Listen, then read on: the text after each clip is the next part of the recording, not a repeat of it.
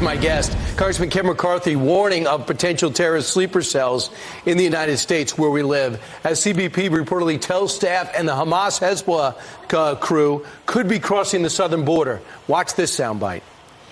I'm concerned about a cell sitting inside America today. We just caught 18 people just last month on the FBI terrorist watch list coming across our border. More than 160 have done it this year, a record breaking. When we're looking around the Middle East and the uprisings popping up around Europe and others, they could be sleeper cells right now in America.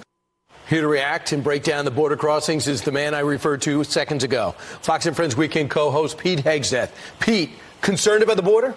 Of course. How could we not be? Think back to 9/11. What terrorists saw was a vulnerability in our security that at that point we didn't see. Overstaying visas. Airports, airplanes, vulnerabilities we were not on our radar.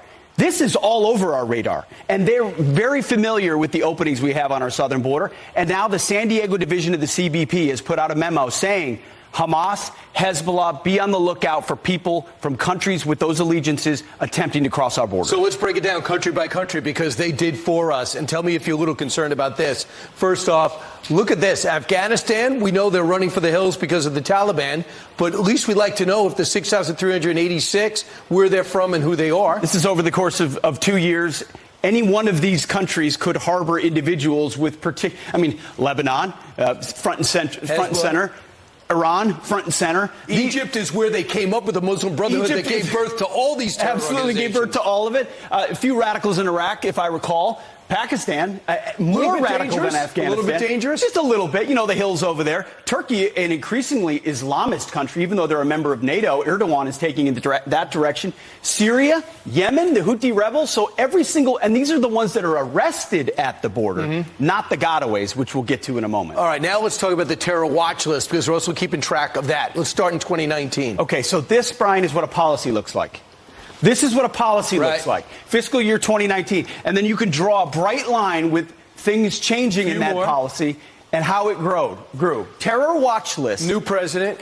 Attempts to cross the border, and it is exploding. This is exponential growth of people, and they may have wanted to get arrested or not. We don't know. These are people that were encountered and arrested who were on the watch list. A Homeland Security Secretary was asked, once they came across and you got them, what happened to them?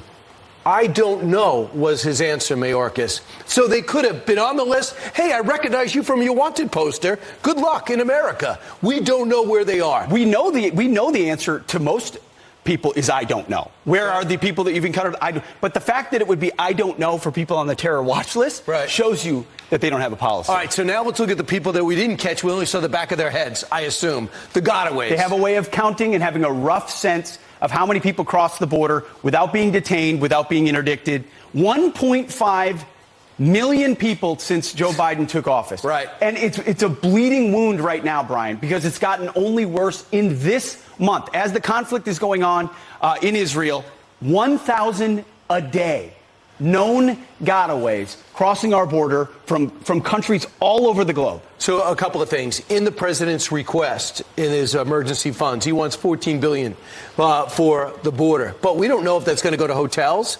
We don't know if it's going to go for transportation. We don't know if it's going to go for a border wall. We don't know if it's going to go for a new policy. What we hear is two things. Blame Congress for not doing immigration reform.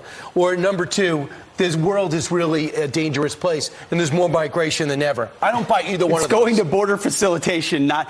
By the way, in the last year of the Trump administration, they passed a law that has not been implemented that every vehicle crossing the southern border is supposed to be checked or scanned. Right. Right now, 1% of civilian vehicles are scanned, 15% of commercial vehicles. So it's one thing to get people in, which we know terrorist cells would have if they want it. Then you got to get supplies in. And if you're a terrorist organization, you realize the vast majority of vehicles crossing the southern border are not checked. What does a sleeper cell need? You need either an order, an event, or a target of opportunity inside this country with a few other people able to facilitate it. And that's what's so scary about our current situation. Pete, that was really good. But you know what Chris is doing right now? He's doing this right here. You know what that means?